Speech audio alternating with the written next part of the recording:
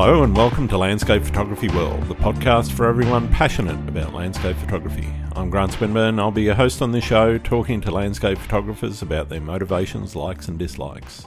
This week I'm speaking with Kenneth LeRose, a nomadic full-time photographer and educator, as he embarks on a photographic journey sharing insights into his passion for capturing nature's beauty. Hosting numerous workshops across the US, Kenneth views photography as a free-flowing expression of creativity, emphasising growth through teaching. Kenny delves into his nomadic lifestyle, residing in an airstream for 6 years, and how his background in modelling and bodybuilding influenced his transition to landscape photography. He advocates for exploring non-iconic, less visited places and cherishing spontaneity in photography. We talk about his unique teaching philosophy and the impact of social media on photography and society. He accompanies his Instagram images with poetry, showcasing how one creative outlet can inspire another, adding another layer to his artistic expression. I hope you enjoy the show. G'day, Kenneth. Welcome to Landscape Photography World. How are you going? Hey, what's going on there, Grant? How you doing? Yeah, I'm doing really well. It's a nice but sweaty day down here in Sydney. How are things where you are? PNW, wet and cold. Pretty But yeah, standard good. Yeah, used to it. Fair enough. So for those that don't know you, and I imagine there's a few of my listeners that may not have come across your work, why don't you start with who you are and why you do what you do? Yeah, man, I think that's a great question. The why, right? The why is so important. My name's Kenneth LeRose, and I'm an astro landscape photographer. I teach photography for a living, and yeah, I've been living on the road for 6 years with my dog, and we live in a tiny little airstream. I'm actually coming to you live. Grant and I fumbled with some video here trying to get it to work, but the service is it's good enough for this audio, but just shy for the videos. Yeah, so been doing it for a while and teaching, and it's my passion. And man, I'm sure we're going to dive into some of that, but that's just like a snapshot. Oh, absolutely.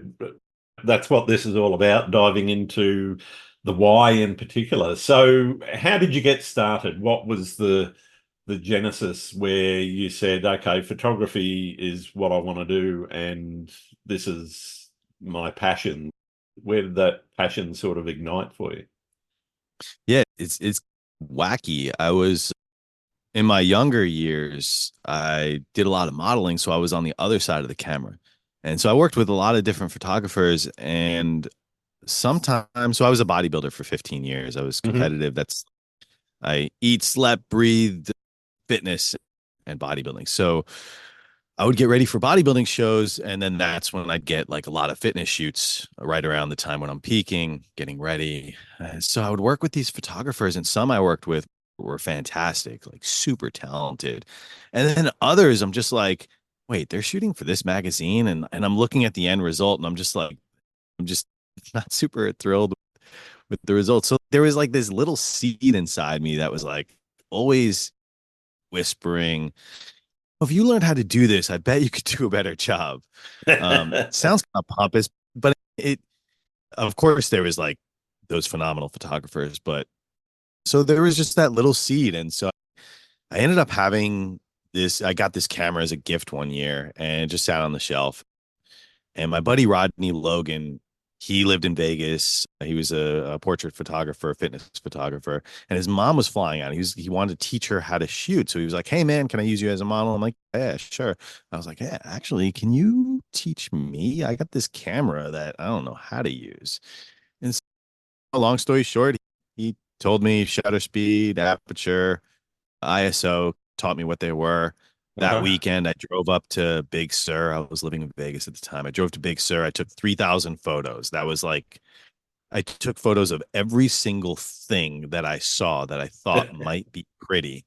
And just to learn like what the different settings were. Yeah, And yeah. from that point on, I hit the ground running. I came back to Vegas and my goal was to become this premier fitness photographer. So I got all my friends, a lot of people in the industry, Chippendales and Oh, yeah, yeah. the strippers. I lived in like this, I lived a wacky life back then. So I was surrounded by a lot of people in that industry.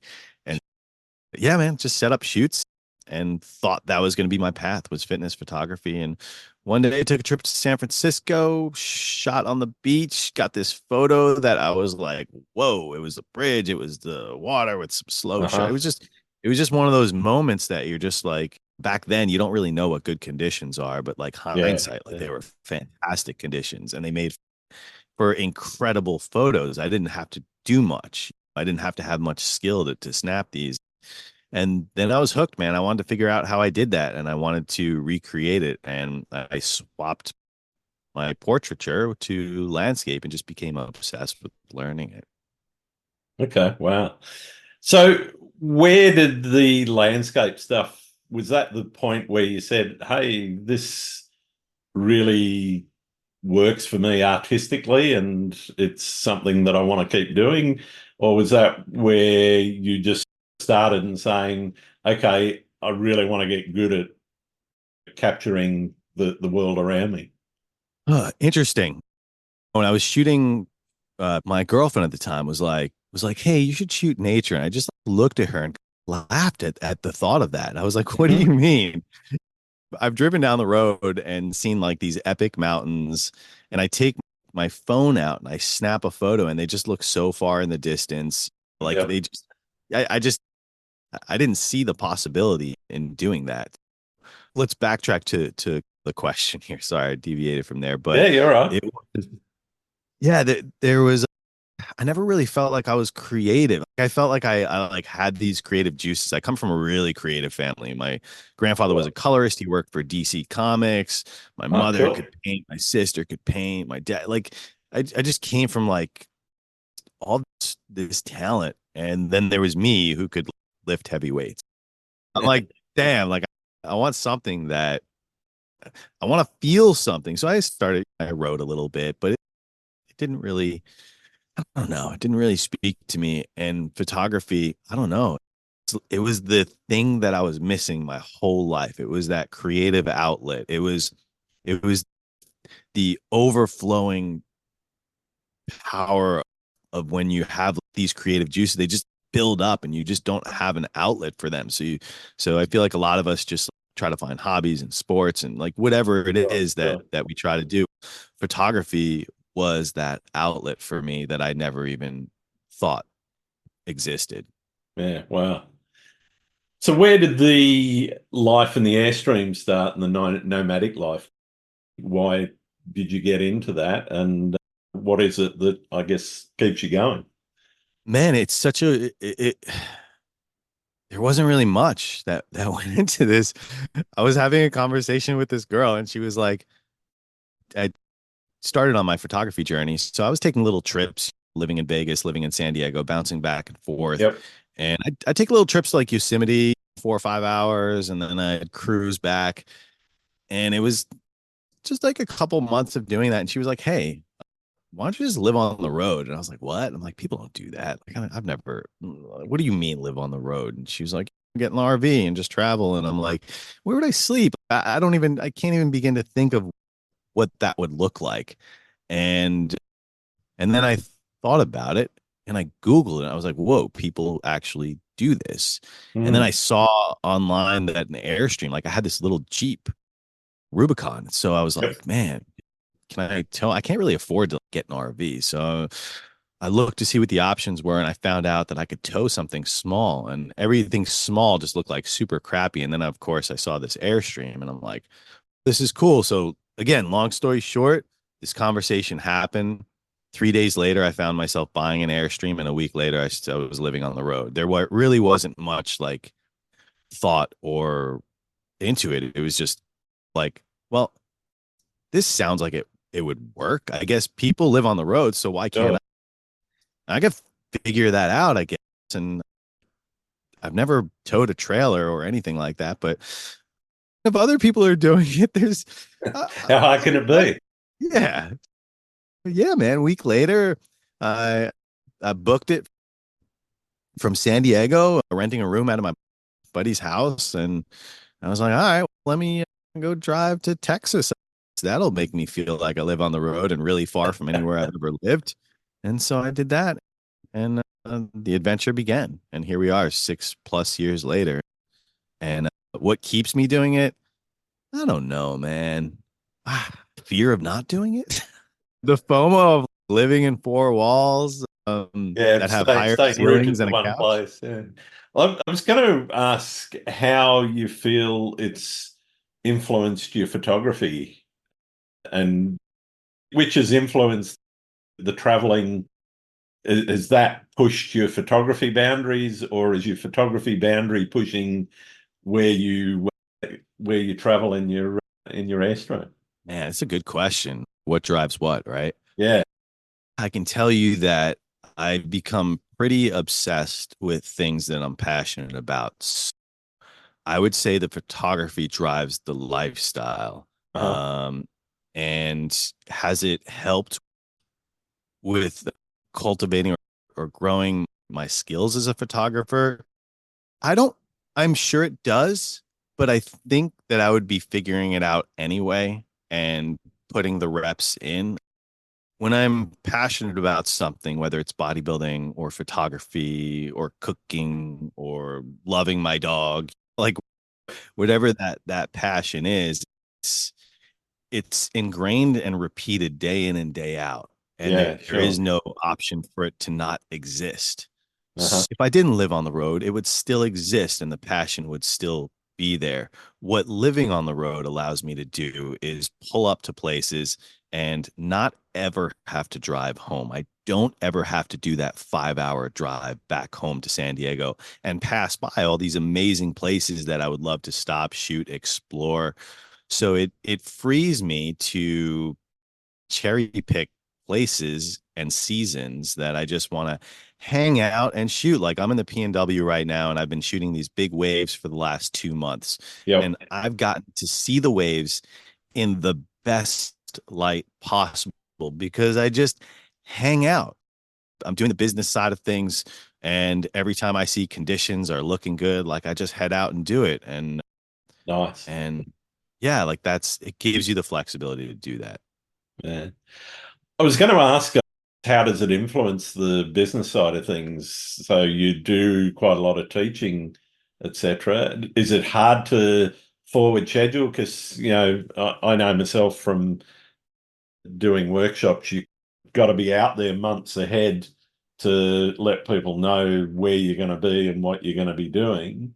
How difficult is it for you to set up your schedule for things like the business end of things?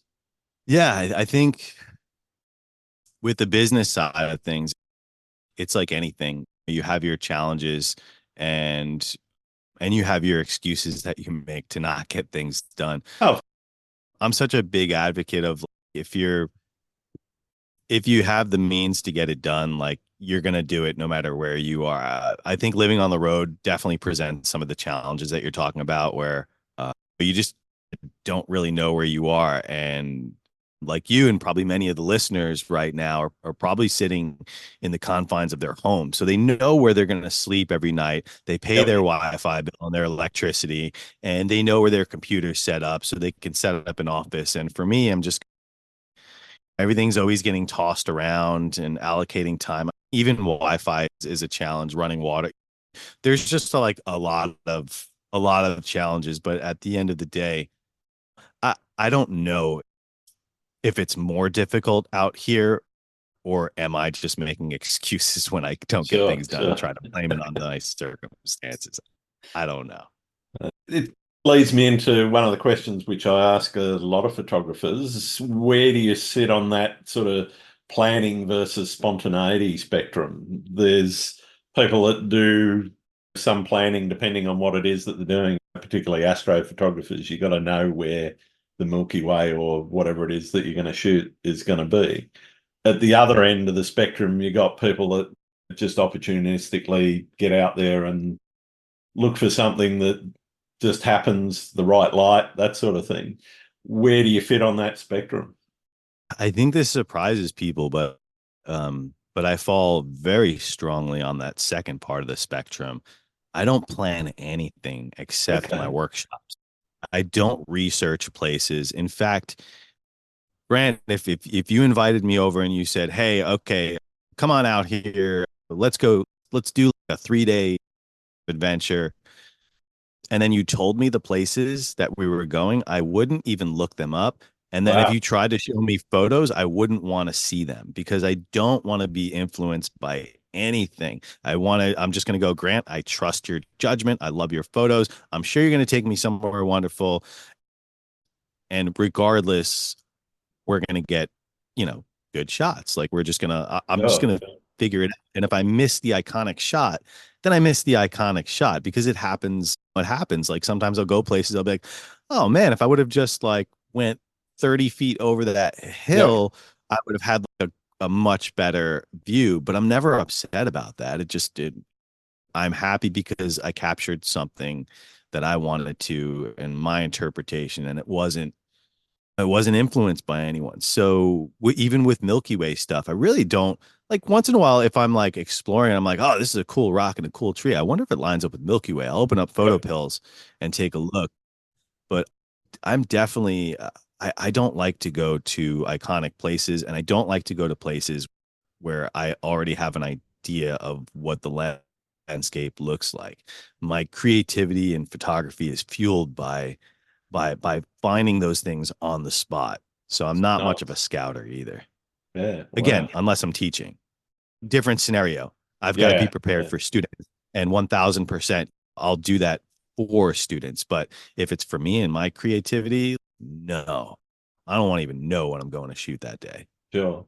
So in that planning phase of your workshops, etc., I guess you've got to work out where you want to be, where you want to shoot with your clients, and then set out a plan and a workshop format that is going to get the best out of that location. How much time and effort are you putting into that side of the business to say, okay, I'm going to go say, let's say it's Pacific Northwest, we're going to go to this specific spot and we're going to do sunset scapes or something. How do you put that format together? Yeah, so it's really important. There's so much planning that goes into that. So ironically, it's the complete opposite of my approach. However, they get glimpses of my approach because with workshops, you have to leave it open to conditions. Oh So yeah, like absolutely. yeah, for instance, if you're coming on my Oregon Coast workshop, then I know that place like the back of my hand. And I've spent so much time that I get to go to these iconic places and show different perspectives of those places. So, based on conditions, what the light looks like that day, where the tide is, there's so many variables that all the places that I do workshops, I understand what different conditions are going to yield better results for photos in other places. So if Right. it's foggy that day, then I'm just like, okay, this is going to be the perfect place to go for the fog. So I really leave the itinerary open. It's so funny because I send an itinerary to students because they really want to know where they're going. And I think realistically, they just want to know that they're spending money and that they're not going to sit in a hotel room. So you put up an itinerary that's basically toilet paper because you're going to adapt and shift that so much. But I send it out anyway. And then the first day of the workshop, I'm like, all right, you guys got the itinerary now, throw it out the window.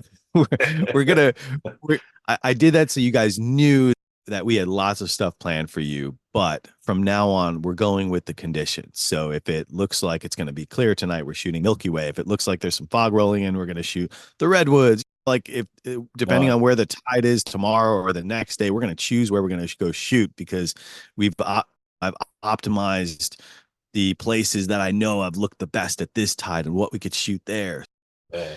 But I think it's important as an instructor and a leader to know the terrain inside and out. So they're not, but I do one-on-ones where I'll be like, hey, I'm going to do a scouting mission. Do you want to come with me? And scouting mission just means we're just going to drive around and just shoot really cool stuff and figure out how to get some compositions. And I think that's where a lot of the learning comes from is doing things like that, like stepping outside of your comfort zone Yeah. and putting no pressure. So you're not going to this iconic place. And if you don't get like this I don't know, icon, like this incredible shot because and you're stuck with these beautiful, I guess stuck.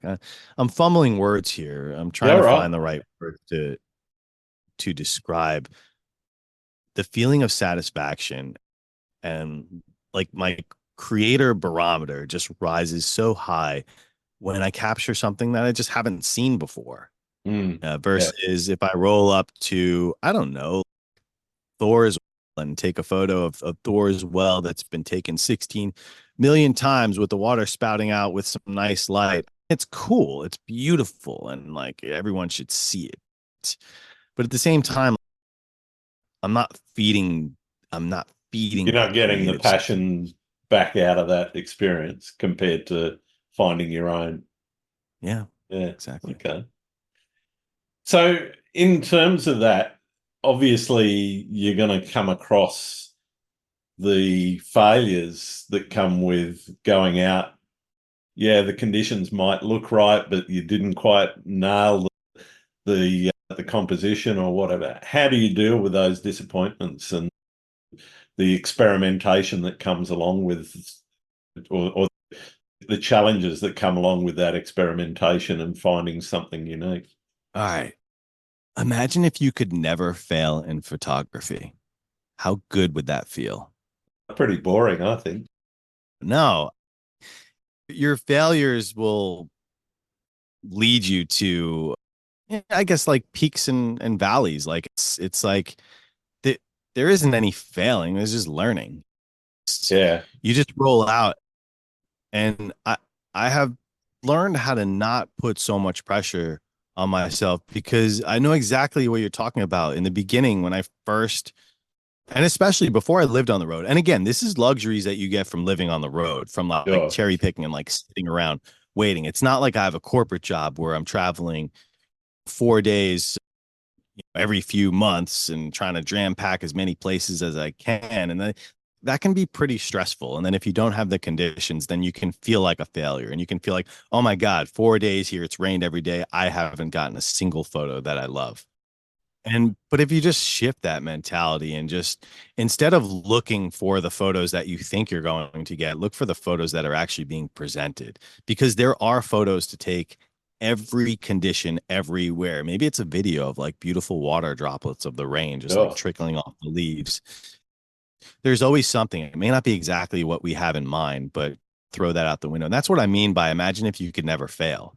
You Yeah. just Yeah. in, instead of having that failure mentality, you look at what you can get out of this and whether it's experience photos, there's it's just about being creative. And I remember on my birthday one year in Alabama Hills, I was shooting these light trails leading up into the Eastern Sierra Mountains. And I just kept on blue hour. You only get this small window to get those light trails and still get some definition on the mountains. And I'm sitting there and I'm shooting this and I just can't seem to get it. I'm about ready to give up. And the Hmm. guy that I was with was just like, no, man, there's a composition there. You just haven't found it yet. And whenever I'm in a place and I'm ready to give up and I'm just like, ugh, there's nothing here.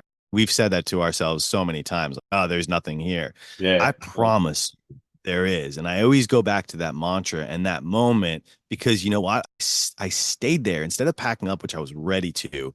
He said that. I'm just like, oh, he's probably right.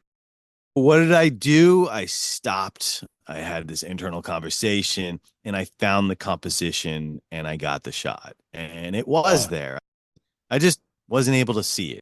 Yeah. I don't know. Yeah, Tell myself where that. I was coming from in saying, it'd be pretty boring if you never failed.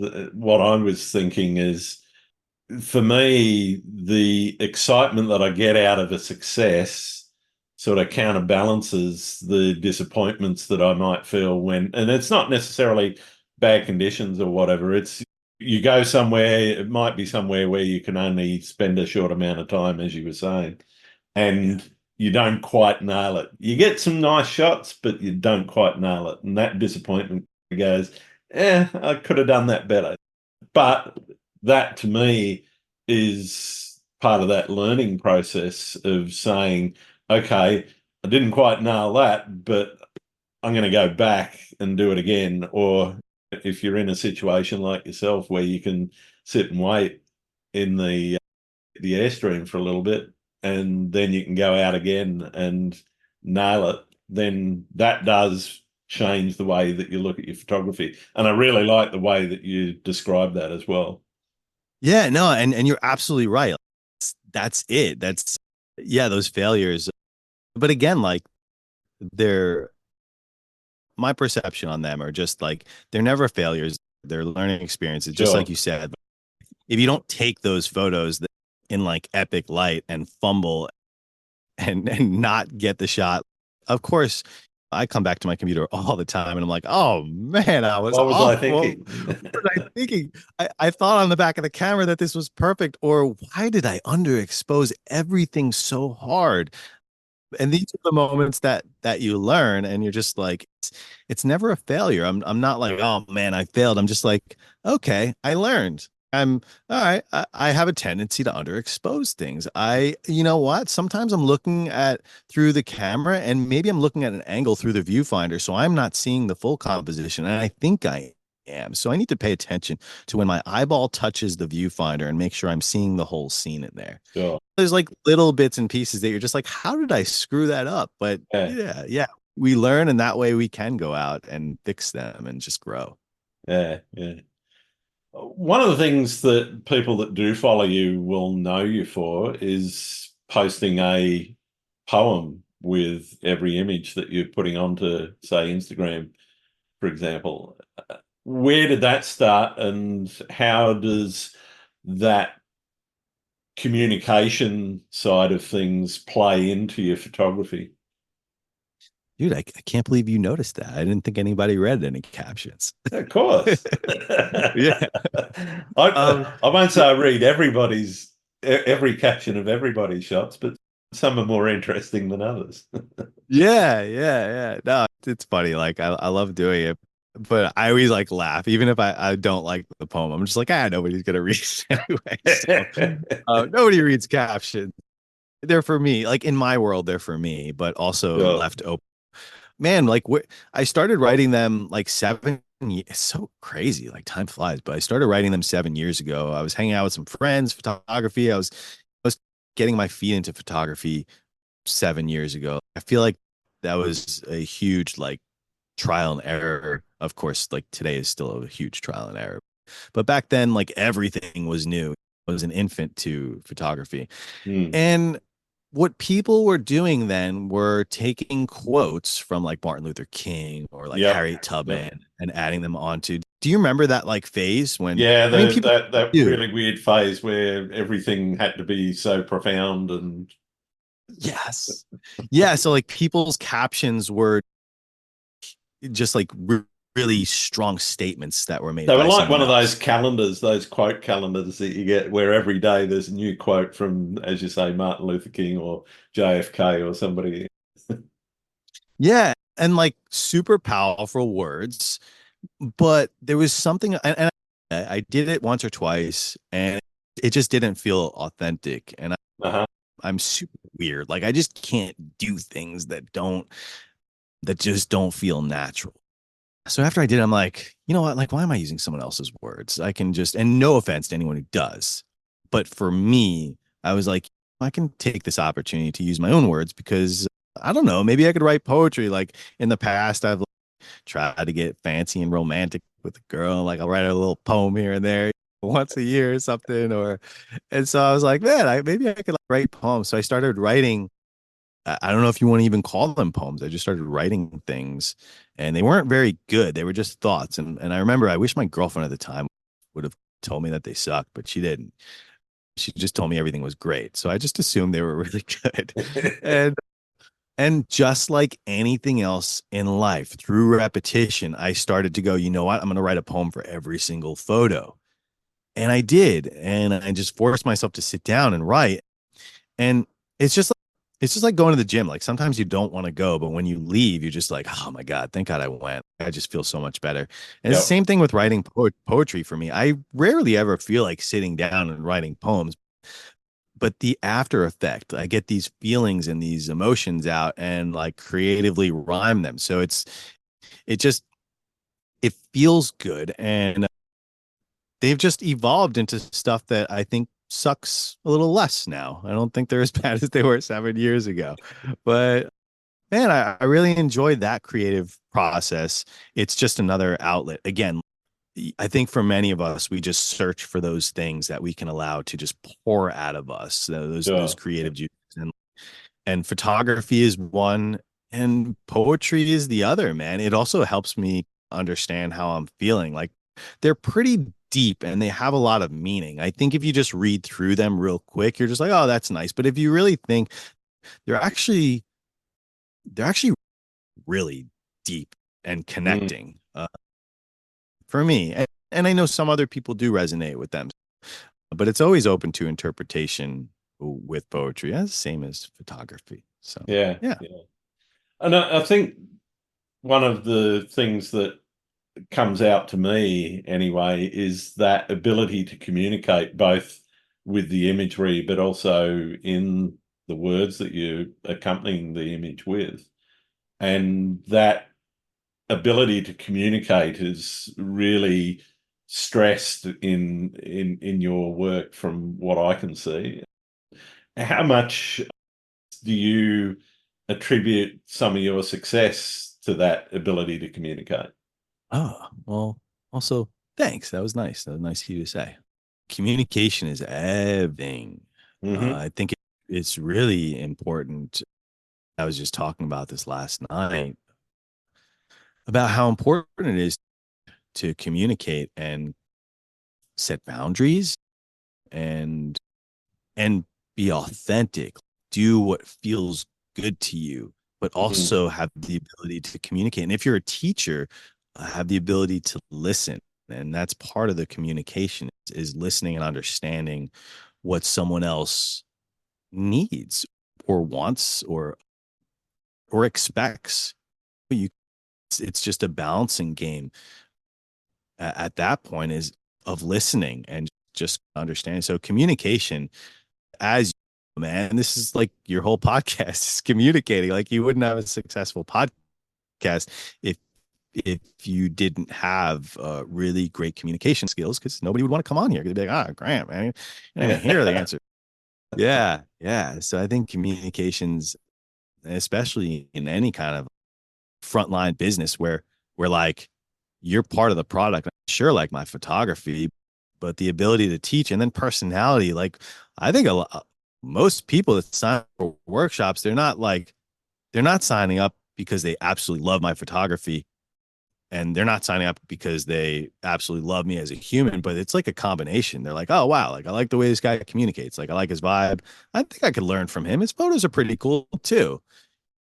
Like it's yeah, like the communication is a huge part of it because in this day and age, social media just opens the door for you to put your resume of communication out there for the world to see.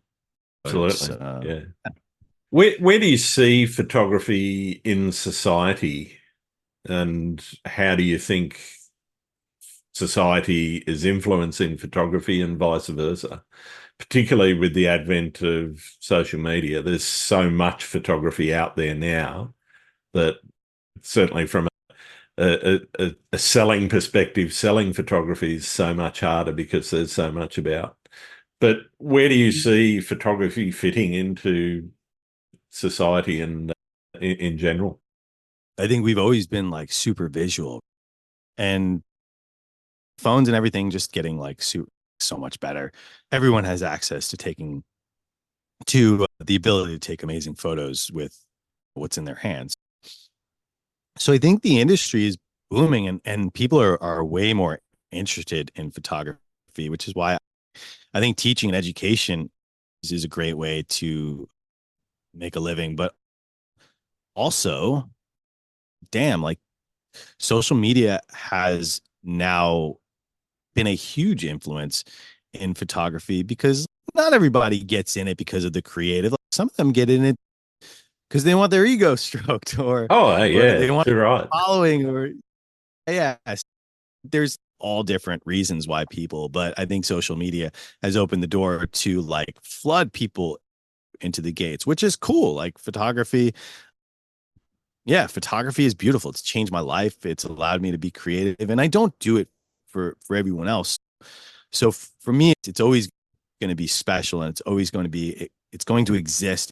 It's going to be a passion, Hmm. and man, like how it fits into society, I think just more and more like people are going to get interested and want to be onboarded into learning how to better their photography because they've gotten the taste. They've gotten a little taste with their iPhone or their camera phone, and they're just like, man, I want to do even cooler things. How can I learn to do that? Yep. And whatever the reason is, whether it's clout, they just want a big Instagram, or or they've been introduced to something that they genuinely enjoy and makes them feel better. Cool. That's really interesting. I think a lot of people also one of the things you said, people being flooded with imagery. One of the things that it has done, you've only got to look at places like Iceland. 10 years ago, hardly anybody went there. Social media has just made it so popular, and sometimes to its detriment because you go to places and it's just packed out with 150 people there with tripods trying to get that shot of the waterfalls or whatever. But I think that it spurred travel, it spurred a whole bunch of different activities, hiking and so forth. The interest in that has Yeah. increased. So I'm seeing quite a lot of societal changes being driven by photography getting out there in social media. Yeah, and if you're listening, can you please stop shooting all the iconic places? Because my Instagram is just flooded with the same damn photos from the same damn places all the time. Uh No comp stomp. yeah, man. I think that's like my only qualm is just that when I scroll through Instagram, it's literally the same stuff over and over. And there's only a handful of people that do some really inspiring stuff in my eyes that get me like excited too. So also like social media has diluted things, and just like you said, has brought foot traffic and unwanted foot traffic to a lot of Oh, places. But like definitely. you typically won't find me lined up with 150 tripods except shooting the waves because the waves are like so unique and different. But yeah, public service announcement. Please just do it a little differently. I want some new, pretty fresh stuff to look Yeah, at. stand where the 150 tripods aren't. Yeah. So one of the things I'm interested in is where uh, places that you love to keep coming back to. And I don't want your secret spots, but just general areas. What is it that keeps bringing you back to those places? Man, it's just I love Mount Rainier. I love the PNW. I love just exploring out there and finding different moods. Fog has been really fun this last like year and a half shooting. I found a new fondness for fog, and I Nice. think that's been one of my favorite things to shoot. PNW, you always get a lot of that fog. Yeah, you got plenty of opportunities for it up there. Yeah. Yeah. And I don't know, man, the waves, it's like if we had this podcast a month from now or 2 months from now, it would be wherever I'm at. And it's Sure. just, there's no like real favorite. There's just, I don't know, what do I feel like doing this month? Where do I feel like going? And this last couple months have been these big waves, man. They've encapsulated my attention and I can't get enough of them. Mm, nice. What's your most memorable experience being out in the world?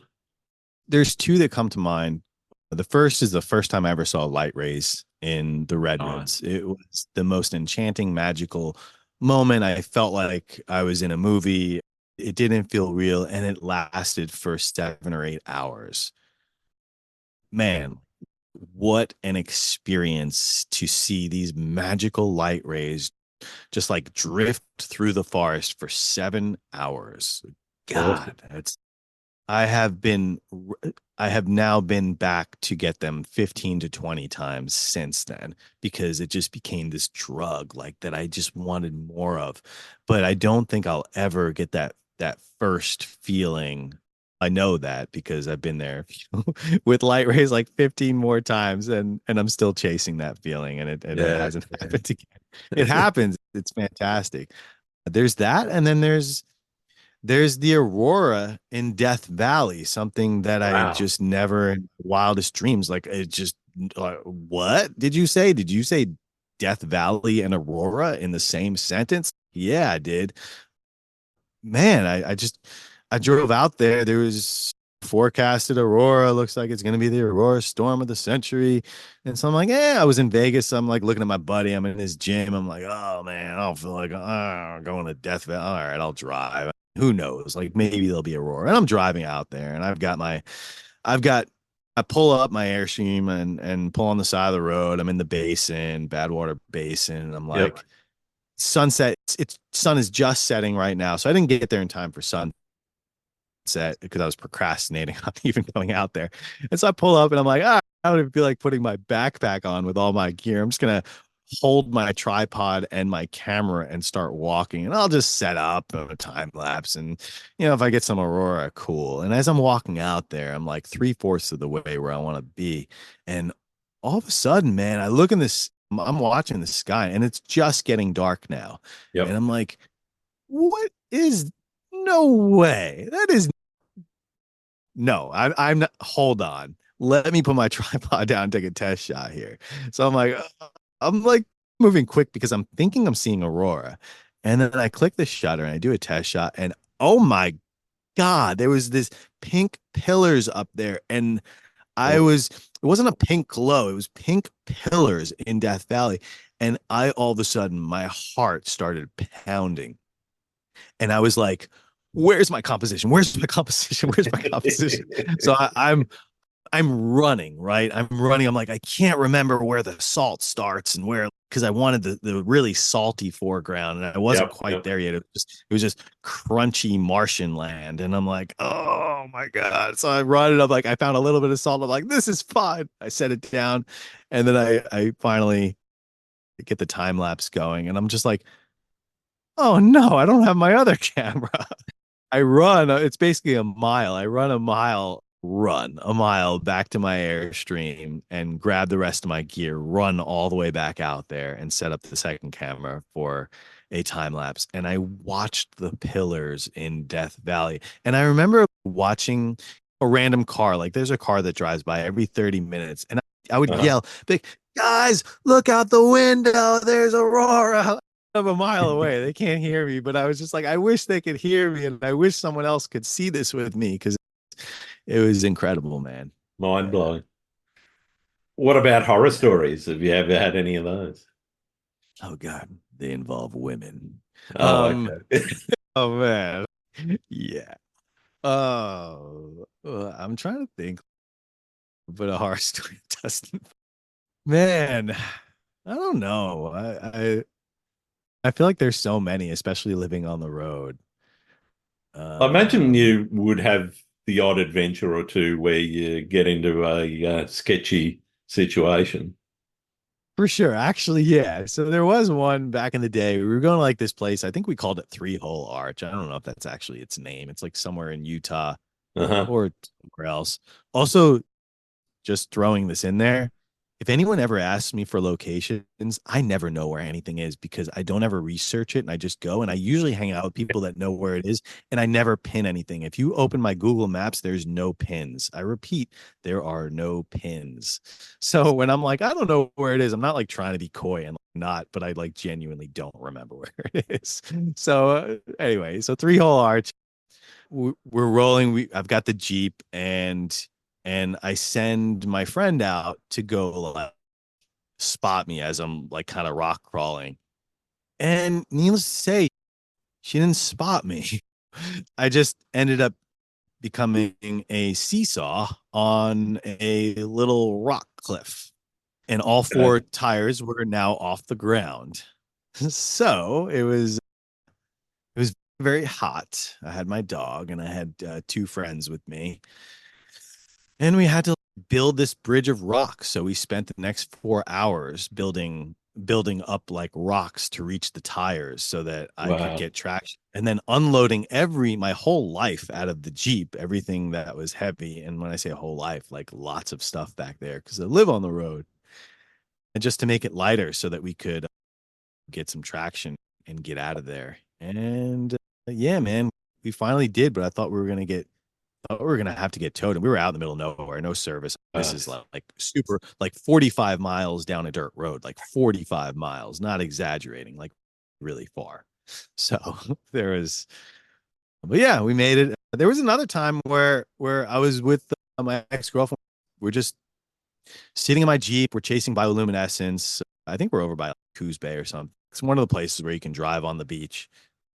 And I'm sitting on the beach, and I didn't realize the tide was coming in, and it was like a super little sneaker wave that just those long ones that just like extend, and then they Mm-hmm. finally reach your tire. I guess it reached my tire twice, and I was like, "Oh, I think the tide's coming up. We should move." And so I turn the Jeep on, and I go, and I just spin, and I don't have any recovery plates or anything. And I'm like, oh crap. And then I spin some more, and now I'm sinking, and now the tide's coming in, and now the waves are cascading against my Jeep, and now there's 4 inches of water in my Jeep, Yeah. and I'm like, holy crap, what to do? So this drunk couple comes over in their pickup truck, of course, like drunk hillbilly Hugo over there, ties a chain on it, and then up, he gets stuck. So I'm like, crap. So I called a tow truck already, and they were like, finally got there. Waves like my Jeep is. I'm just like, is my Jeep gonna get washed away? I don't know. I'm pretty sure it will. And and so now the guy's like, all right, you got who's paying? And he's like, all right. I ended up having to pay for the guy who got stuck because Oh the no. tow truck wouldn't tow me out until that was paid, and that guy wasn't gonna pay. I was just like, oh my god. So it ended up being like $800 to tow me out. And then, yeah, and then 2 weeks later, I'm up on the top of a mountain at 14,000 feet in Colorado with my Jeep, and I'm with my buddy Marlon, and my crankcase just goes and it collapses. We went up for sunrise. We had to push the Jeep down from 14,000 feet to 10,000 feet to the very bottom, and then get another Jeep to pull us through a little river. Oh And then we had to no. hitch a ride to a town that was an hour away so that we can get service, so that we can call a tow truck, so the tow truck can come out and then tow us 2 hours away. And then I traded my Jeep in that weekend after I fixed it because I was like, crap, that salt water is just going to destroy it. So RIP, I'm so sorry whoever bought that Jeep from a dealership. They probably they probably inherited the rest of the problems I was going to have. They But put yeah, put their there's put their foot through the rusted floor pan. oh my God, so bad. What do you think the biggest challenge facing photographers right now is? Getting out of their own way. And I think a lot of it is, and I try to talk about this with what's the word I'm looking for? I'm drawing a blank. It's when people feel inferior and they compare themselves. What's the word that's thrown Oh, around all the imposter time? syndrome. Yeah. Imposter syndrome. Thank you. Yeah. So I think that's like the number one topic that I really try to dive into with people and try to get them out of that mindset of comparing themselves. So I think getting out of their own way, and just not comparing themselves to other people, because we're all on Mm. different journeys. We all have different visions. Like even when I'm teaching and I have students, I love teaching people who are new to photography because they see the world almost like an infant or a baby does. Yeah. They see it in a way that we don't because we've taught ourselves to look at it a certain way. So we tend to get tunnel vision, and we don't see sometimes all the beauty that's around us. And some of those new photographers still see that. So I try to teach people to embrace that side of them and never lose it, and also to learn from them on what they're seeing. So I think it's just not comparing ourselves to others, because there's just no reason to. You're never going to be anybody else. And your work is always going to be exactly where it should be. If you're a year into photography, you can't look and be like, wow, my work's going to look like Nick Page or Shane Bloom or Max Reeve or like these guys. Sure, If you're a sure. year into photography, then just be proud. Like I look back at my photos from a year in and 2 years in, and I'm proud of them, man. And I was proud of them, and I'm proud of them now. They didn't suck. They were just part of the journey. And the photos now, I'm just as proud of. And I think we need to give ourselves some slack and not compare and not think we need to be a certain place or try to rush it, because it's just a process. And this is a creative journey. And just remember why you do it and why you got into it. And that's the Absolutely. important part, not be influenced by other people. Yeah, I'm totally behind everything you've just said there. As far as I'm concerned, the only person you should be comparing yourself to is your past self, so that you can say, okay, look at what I did, as you say, a year in or 6 months in, 2 years in, 3 years in. And if there's no progress, then maybe there's a problem. But 99.9% of people are going to see progress in their photography in that time. And they're going to go, okay, I'm actually on the right path, or I'm on a path that I'm comfortable with. And if I could just interject here and just go back to what you just said, if you need to rewind and listen to what Grant just said, it's not cliche. This isn't him or me like trying to like put this facade on like how we think. You should 1000% take that mindset and run with it, because Absolutely. that's it's so important. And I just see so many people that fall victim to that. And I don't think it's talked about enough. Yep. And sometimes we just, yeah, we just put ourselves down in that way. And it's gross and it shouldn't exist. And yeah, listen to what Grant just said Yeah. and Yeah. like, rinse and repeat that. I I don't have a problem in looking at people whose work I just it makes my jaw drop, and I go, wow, how did they do that? Because that's inspiring to me, because that gives me a target to aim for, but I don't necessarily want to copy it. And that that to Yeah. me is really where your mindset, you're 1000% right there. Your mindset has to be, what am I doing? Am I improving? Am I going forward? And if you're looking at somebody else's photography and you think it's better than yours, it probably is. But so what? Yeah. It's just, and it's perspective. Like you always look at the camera next to you and go, wow, they got a better composition than me. It never fails. Like that's, Oh, that's, of that's course. going to Yeah, always grass be is the always case. greener. Yeah. Yeah. It's a human nature that a lot of people have, including myself. I luckily I don't battle imposter syndrome to the point where I see it in people, but I'll definitely be next to someone shooting the same scene and be like, oh, wow, you have a better composition. They look at mine, no, you do. And I'm like, no, you do. We're like, let's switch. And then we switch and we're like, wait, no, that was the better one. Yeah, yeah, you're right. That's just how it is.